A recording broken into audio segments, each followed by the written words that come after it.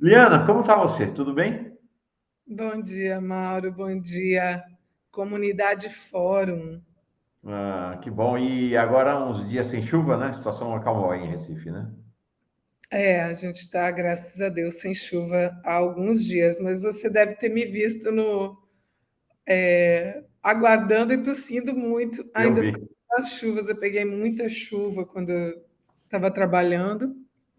Aí me desculpem que eu estou rouca e tossindo. Não, tá bom. Santo Antônio, segura a chuva lá em Recife, hein? Pelo amor de Deus. Chega de chuva, Santo Antônio. 13 de junho, dia de Santo Antônio. Santo Antônio, acha Lula e bota ele na presidência e some com o fascistão aí. Liana, realmente causou grande impacto essa manifestação do Fux. A gente sabe quem é o Fux, mas a rigor, ele é o presidente do Supremo.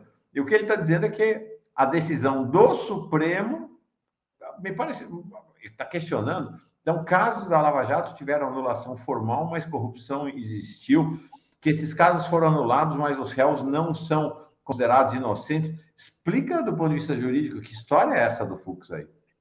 O mais triste é esse homem ter coordenado os trabalhos para o Código de Processo Civil. Que constrangedor. Paliana é os efeitos do trabalho nas frentes de batalha da enchente. Eu realmente estive muito nas comunidades durante as chuvas e ainda estou me recuperando. Enfim, vamos lembrar quem é o Fux? Antes dele ser esse personagem triste da Lava Jato, de ter virado um personagem da Vaza Jato, que é o meme In Fuchs We Trust, ele foi uma vez um processualista. E, inclusive, ele chegou inicialmente a coordenar os trabalhos do Código de Processo Civil no Senado, junto ao Senado. Ele presidiu a comissão de juristas. Eu digo isso porque, em tese, ele deveria ser um processualista. Ainda bem que o Código de Processo Civil foi democratizado no âmbito da Câmara Federal. Felizmente, aliás, ele tem o maior recalque até hoje, porque o trabalho que ele fez foi muito aprimorado na Câmara Federal por outros processualistas, não vou citar nome por causa dos ciúmes. E agora fica comprovado que realmente ele não merecia coordenar os trabalhos do Código de Processo Civil, porque não fala como um processualista, não pensa como um processualista. Mas vamos lembrar quem é essa figura em Fuchs We Trust?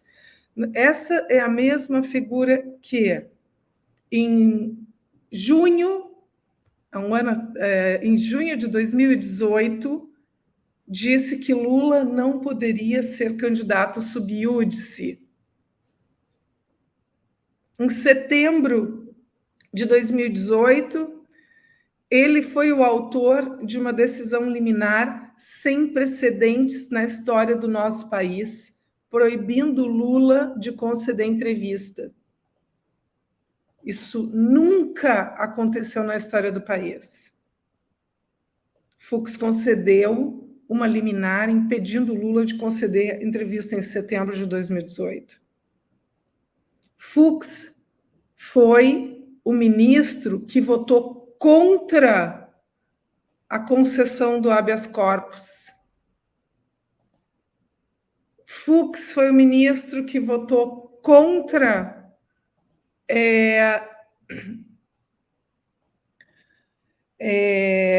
a suspeição de Moro e a anulação dos processos. Ele votou contra. Quando foi a pleno. Quando foi ao plenário, ele votou contra. Então, qual é a novidade dessa fala? Nenhuma. Nenhuma. Ele não se conformou jamais com a declaração de suspeição de Moro, sempre foi morista. E aí a imprensa diz: outros colegas defendem fala de Fux. Quem são os outros colegas? O Marco Aurélio Filho, que durante todo o Miguel tempo... Reale Júnior. A Miguel Reale Júnior, mas eu estou falando dos ministros, né? Quem são os ministros? Marco Aurélio Filho. Ou seja, quem já se manifestava contrariamente, aí é claro que... E agora ele... vamos lembrar que há pouco tempo, antes dessa fala, que já é uma fala de desestabilização do cenário eleitoral, porque a imprensa está anotando bem que essa fala é uma fala... ele é uma figura... Ele parece que fala com um ovo na boca, né? Com um ovo quente na boca, falando, tem uma fala empolada. É uma figura risível. Recentemente... Eliana, uma pergunta. Você que é do universo jurídico, ele é levado a sério no universo jurídico do país, não? Como produção intelectual, como pensador do direito? Não, assim, ele, como eu disse, ele coordenou os trabalhos do Código de Processo Civil no Senado. Esses trabalhos foram bastante aprimorados. Ele é muito recalcado, não tem um único Congresso de Processo Civil em que ele não fale de que o trabalho dele que o Código de Processo Civil foi transformado em um código de advogados, etc. Ele não esconde o recalque que ele tem, porque os trabalhos dele, na minha opinião, e eu acho que é quase uníssono, foram muito aprimorados por outros processualistas no âmbito da Câmara Federal. Os livros de processo civil dele são pouco utilizados nas universidades. Enfim, não vou descer detalhes, mas é uma figura que se transformou num meme dele mesmo, com essa fala empolada, que parece estar com ovo quente na boca, e ele é um humorista, é bom a gente lembrar, então estou querendo reconstruir uma linha do tempo, ainda falta falar, porque em julho do ano passado, ele ainda concedeu entrevistas dizendo que achava que haveria a possibilidade de impedir a candidatura de Lula. Então, vamos lembrar, esse foi um homem... esqueci de citar, perambulava pelos Estados Unidos dando palestra na época do impeachment de Dilma, defendendo o impeachment. Então, era defensor do impeachment. Ele é um antipetista. Era defensor do impeachment de Dilma, foi o homem que disse que Lula não poderia ser candidato sub iudice, foi o homem que concedeu uma decisão inédita e sem nenhum fundamento jurídico, impedindo Lula de conceder entrevista em setembro de 2018, quando Lula estava preso, não era candidato, não pôde dar entrevista, não existe isso. Foi quem votou contra a suspeição de Moro, a manutenção das decisões, foi o homem que, há um ano, disse que ainda era possível reverter a candidatura de Lula, ou seja, ele é aquele ministro que não aprendeu nada. Ele é o ministro que não aprendeu nada. Diante das declarações de Bolsonaro, ele fica mais uma vez querendo chamar Bolsonaro para tomar café. Como se um café fosse segurar a sandice de Bolsonaro. Isso foi muito recente, foi agora. Ele é presidente, né, ele hoje preside o STF, e diante das manifestações de Bolsonaro conclamando o descumprimento das decisões judiciais e gerando a maior crise institucional da história do Brasil, no lugar deste homem estar preocupado com o Bolsonaro e com as ameaças cada vez maiores e crescentes, com a ruptura institucional, este é um homem que quer intervir de novo nas eleições que se aproximam, e quer chamar Bolsonaro para um cafezinho. Então, eu acho que, se a gente avaliar essa linha do tempo, Porque a fala dele, eu já estive aqui há umas 2 semanas, dizendo que, do ponto de vista técnico-formal, é uma aberração essa afirmação. Ele faz uma afirmação extra-altas, a corrupção existiu, ainda cita o Guedel, que estava totalmente ligado a Temer na época, não tem... ele faz uma fala que tem o intuito, ele sabe disso, aliás, o único motivo para ele fazer essa fala é justamente o intuito de...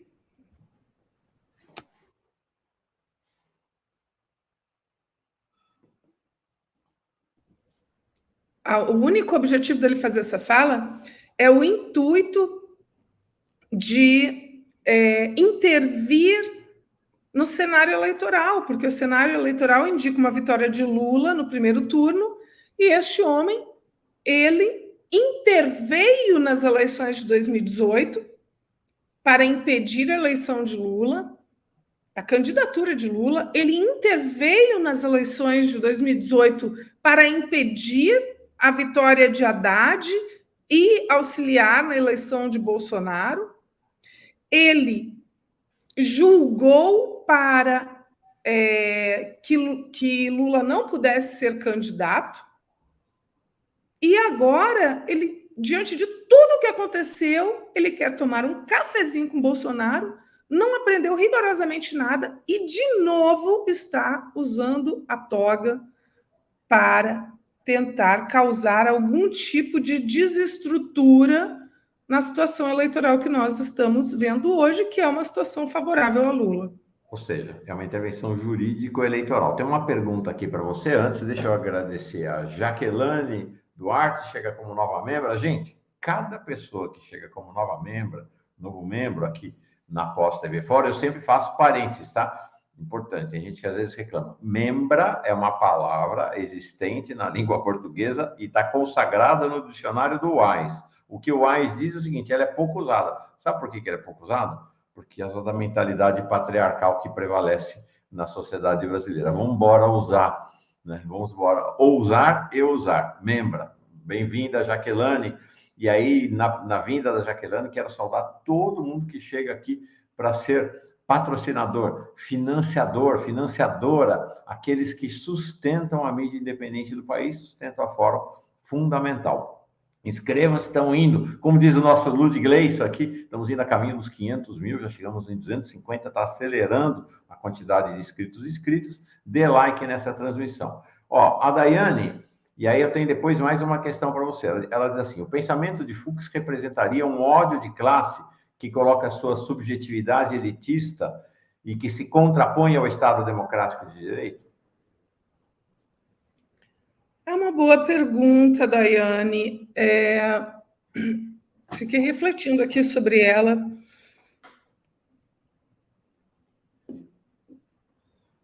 Eu não acredito que ele faça essa autocrítica, eu não acredito que ele veja que as ações dele objetivamente hoje, hoje não, desde antes, desde 2018, que as ações do Fux objetivamente ameaçam o Estado Democrático de Direito. Eu não acredito que ele consiga ver isso. Fux é um homem muito vaidoso, aliás, é um problema, né, das nossas cortes, é um problema do ser humano em geral, mas Fux é especialmente vaidoso, é recalcado, essa é uma situação que a gente já conhecia dele desde a época do Código de Processo Civil, ele não consegue fazer uma palestra em qualquer evento de processo civil sem manifestar o recalque dele, ou seja, ele é uma figura recalcada, ele é vaidoso, ele é recalcado, então, com certeza, do jeito como ele tem recalque, porque os trabalhos foram superados por outros juristas, ele também tem recalque por ter perdido na votação da suspeição, com certeza, porque isso é um traço de personalidade da pessoa ser recalcada. E ele é um sujeito recalcado. E ele é um meme dele mesmo. Ele não consegue enxergar o quão patético ele se tornou. Se ele tivesse um espelho imparcial, ele teria constrangimento de olhar para ele mesmo. Ele se transformou num meme. Ele é uma figura patética. E não aprendeu nada. Eu acho que essa é a coisa mais triste sobre um ser humano. Como é que alguém não aprende nada dos seus próprios erros? Ele não aprendeu nada. Ele continua querendo intervir no processo eleitoral, como ele interveio em 2018, e que deveria ser... E continua achando que é possível tomar um café com Bolsonaro e resolver uma crise institucional. É uma pessoa que se acha muito inteligente, é aquela famosa brincadeira, né? Que o melhor negócio do mundo é comprar pelo que ela vale e vender pelo que ela acha que vale, né? A Raquel Emídio manda um superchat aqui registrando esse episódio. Aqui no Rio de Janeiro, quando o Fux ainda não era da STF, invadiram o apartamento e ele tomou surra até coronhada, foi assalto, entre aspas. Não sei dizer o que foi isso, não tenho ideia, nem eu não sabia disso. Nem tinha conhecimento. Eu tenho uma amiga que faz um relato assim, muito positivo, gosta muito dele. Foi uma surpresa muito negativa ver o quanto ele se deixou seduzir e como ele não soube entender os limites da judicância. Eu acho que a Lava Jato ela tem que servir no mínimo para isso, para se compreender que o judiciário não é instância de surrupiar as decisões populares. O judiciário é o poder mais antidemocrático do país. Então, ele não pode surrupiar decisões populares e muito menos surrupiar do povo o direito de fazer as suas escolhas populares. Então, mais uma vez, Fux tentando intervir. É óbvio que o que ele está querendo fazer é causar um desgaste na imagem de Lula, chamá-lo de corrupto. Ainda que, nos casos de Lula, do triplex, do sítio da Atibaia, não tenha havido, de fato, nenhuma prova concreta de corrupção. E ele sabe disso. Ele sabe disso. Então, ele age de má fé. O Sinara, do ponto de vista... Sinara, obrigada. Eu falei Sinara? Oh, meu Deus do céu, desculpa. Alô, mas eu adoro Sinara. Ai, meu Deus do céu, desculpa. Mas tá bom, são todas lindas, maravilhosas. Liana, do ponto de vista estritamente jurídico, se eu sou réu num processo e esse meu processo ele é considerado inválido porque a prova foi obtida ilicitamente, porque eu fui torturado, porque eu fui ameaçado, enfim, porque houve falhas graves no processo e ele é considerado anulado, qual é a minha situação quando isso acontece? Eu continuo alguém considerado suspeito pela justiça ou eu passo a ser uma pessoa sem qualquer dívida com a justiça, uma pessoa inocente? Qual é a minha condição? Eu vou precisar de um pouquinho de tempo para explicar isso, porque existem decisões que julgam o mérito e decisões que não julgam o mérito.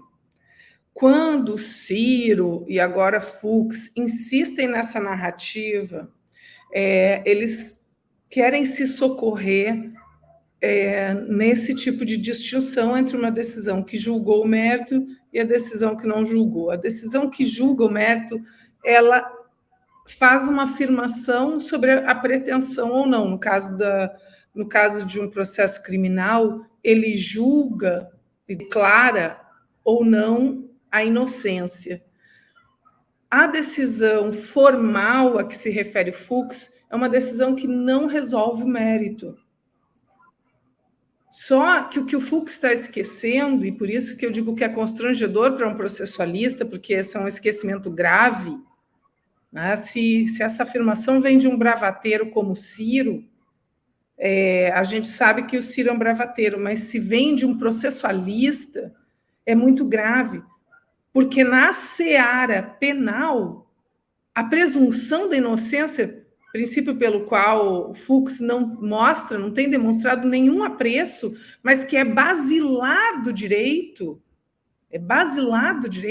a presunção da inocência, ela afirma a inocência do réu desde o início até o final, quando a decisão transitada em julgada nega a condição de inocência do réu. Então, como é que um ministro do STF, presidente da corte, professor de processo, processualista, faz uma afirmação teratológica como essa? E ainda confundindo radicalmente as esferas do processo penal e do processo civil. É inadmissível. Eu disse aqui, repito, Lula sempre foi inocente. Sempre foi inocente. E para que se declare o contrário, é necessária uma decisão imparcial em um processo justo, em que sejam assegurados os meios de defesa, em que sejam oportunizadas as provas, e nada disso aconteceu. A fala de Fux é uma fala de má fé, é uma fala juridicamente errônea, é uma fala politicamente de má fé, porque tem o propósito de conturbar o cenário eleitoral e tentar prejudicar um pouco a situação em que Lula se encontra numa vantagem tão explícita diante de Bolsonaro.